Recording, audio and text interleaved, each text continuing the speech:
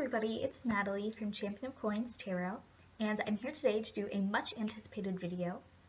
Since I joined YouTube, my most frequently asked question has been how I approach decks with unillustrated minor cards, or pip decks. And I thought this would be a really good time to address that question because over the past couple of weeks, I have seen many different people on YouTube who were just frustrated with their pip decks. They were either looking into gifting them to someone else because it just didn't resonate, or they were uneasy because they had just ordered a deck and they didn't know that it had unillustrated minors and they were freaking out about how to work with it, or people who were just not having it and who were just relegating them to the back of their collections and they were kind of gathering dust.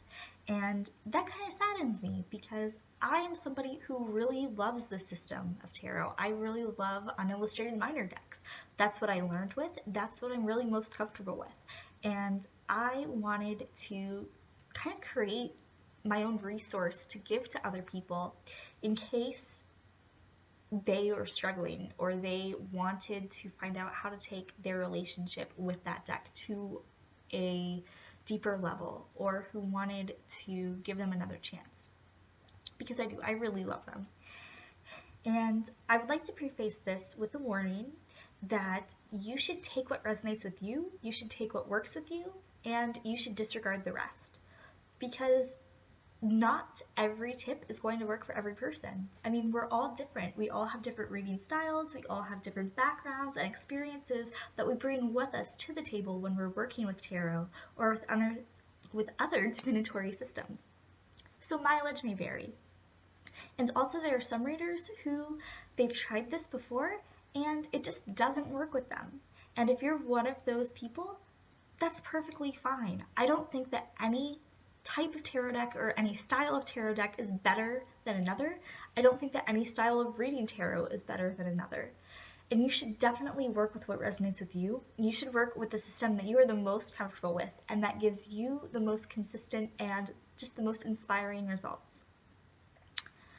But for the people who are interested or who maybe do want to find out more about this topic, then I hope that it's of help. And if you have any other questions or if you want to find out more about my experiences, feel free to leave some comments below. I would be more than happy to talk about this with you and to kind of compare notes and to compare ideas.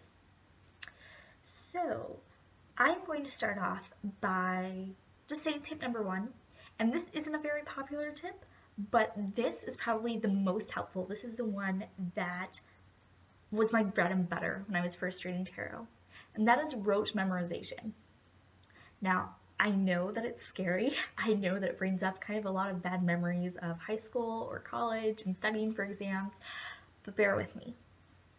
Rote memorization, it takes a lot of time and it takes a lot of energy. And I understand that it's not going to work best for everybody. Not everybody's going to learn that way. But if you're somebody who learns best by writing things down, or who learns best by reviewing information regularly and by taking notes, then I really recommend doing that. Many pip decks, especially ones published by brands such as Los Scarabeo, they still follow the Rider-Waite-Smith system, or they will follow another popular tarot system such as Marseille or the Thoth. And so those meanings that are given in the guidebooks or in the little white books are going to be the same as a Rider-Waite-Smith deck that does have a lot of imagery. So if you don't immediately have those meanings that you can call to mind, or if they're kind of like dusty or rusty, then I really encourage you to brush up on them and to either make flashcards or to copy down those meanings in a notebook and to review them regularly. I think that that is what helped me to learn the fastest and to help me to get on my feet. And it's kind of like my first and biggest tip is just go back to the books and look over those meanings and really crystallize them and solidify them in your mind. But I know that many people go by intuitive feeling, and so the next couple of tips are going to be geared for how to approach this deck or these types of decks in very intuitive ways. The the first thing I would say is look at numerology. Come up with intuitive associations that you can connect with numbers. For example, think of what the 2s mean to you. Think of the words that intuitively come to mind when you think of that number. It could be choice. It could be duality. It could be balance. Just whatever comes to mind, write that down or hold on to it and meditate with it for some time. And then when you're ready, begin to bring in the elemental associations of each suit and see how that might either add on to or how that might amend a particular card meaning.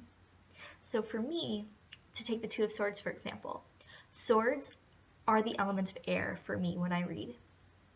And I relate that to the mind, to communication, to intellect, to study, to mental health and mental illness. So those are some personal associations that I have. And then when I bring the 2 into it, and when I begin to marry those together and begin to bridge connections between them, some possible interpretations for me would be a need for balance, a need to balance the mental aspect of my health and my body, a choice between 2 different ideas or 2 different paradigms of thinking, 2 different opportunities that are intellectually stimulating, or a chance to connect with another person on a very intellectual level, an opportunity to communicate with somebody and to bounce ideas off of somebody.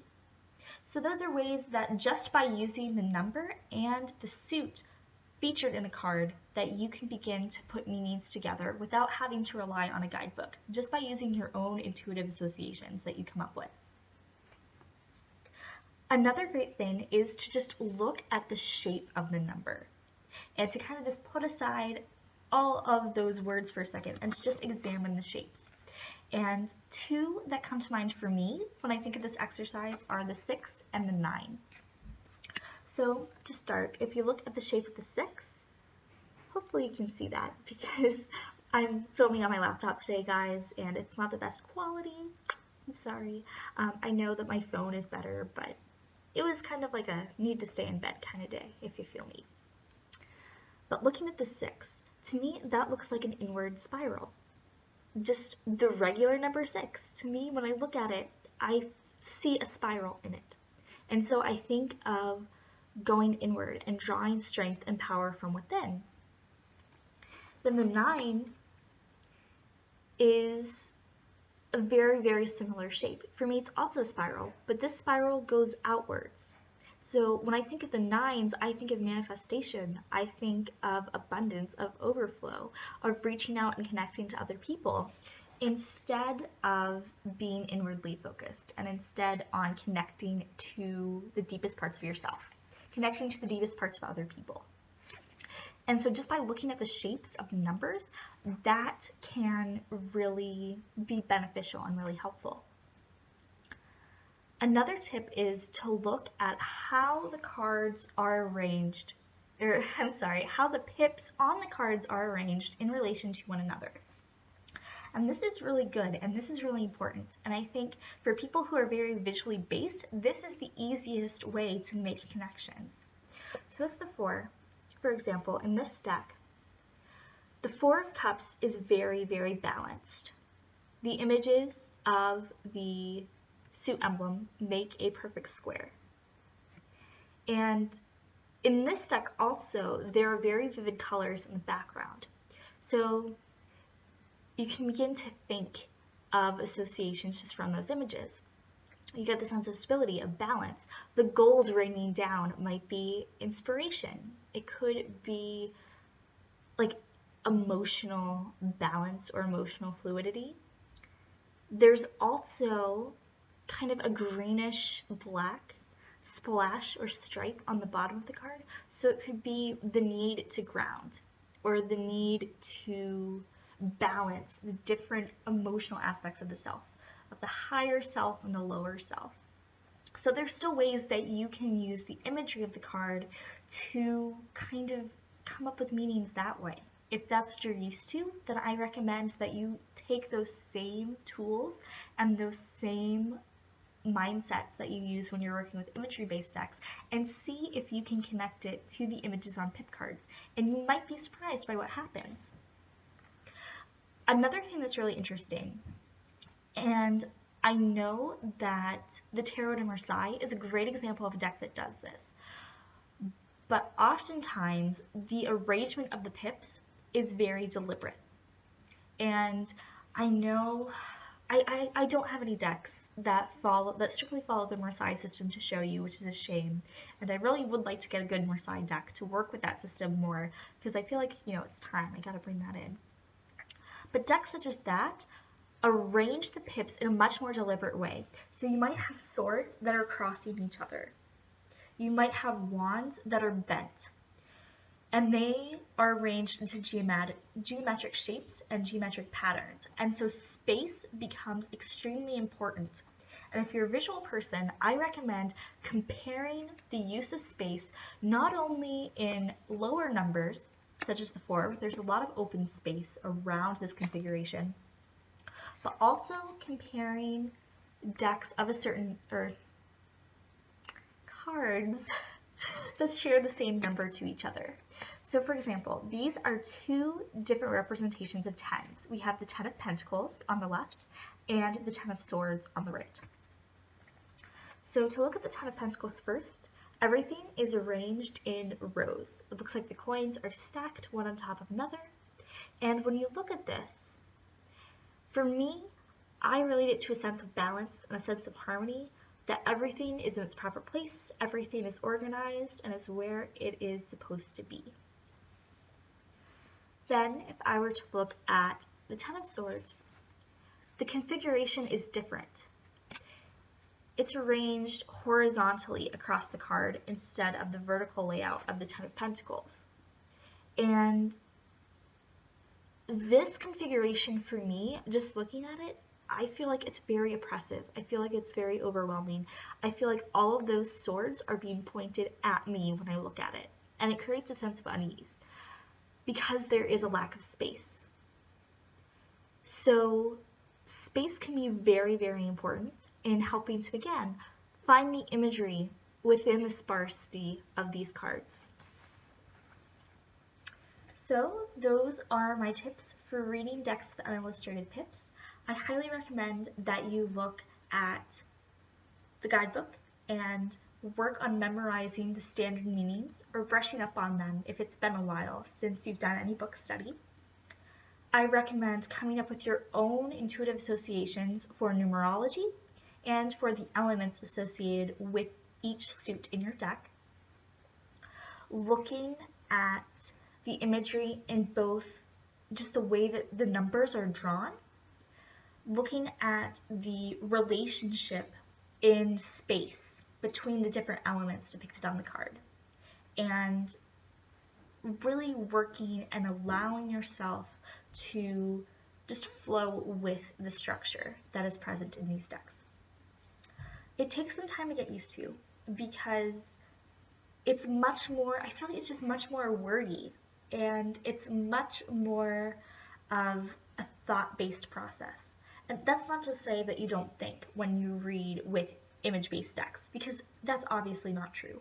But I feel like it takes time to kind of link the puzzle pieces together, and it is really intimidating at first, and it does take some time to get used to. But with consistent practice, you can immediately begin bringing those word associations up to the front.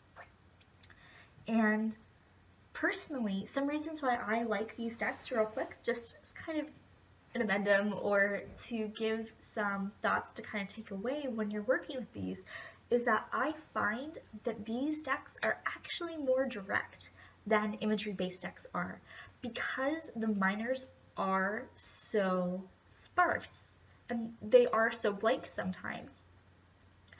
I find that when I read with really detail-heavy decks, that it can kind of bog me down in a sense, and it's harder for me to see, for example, how many different swords show up in a reading, because there's so much more going on in the image than just the swords. Or it's harder for me to see right away how many of a particular number pop up within a reading.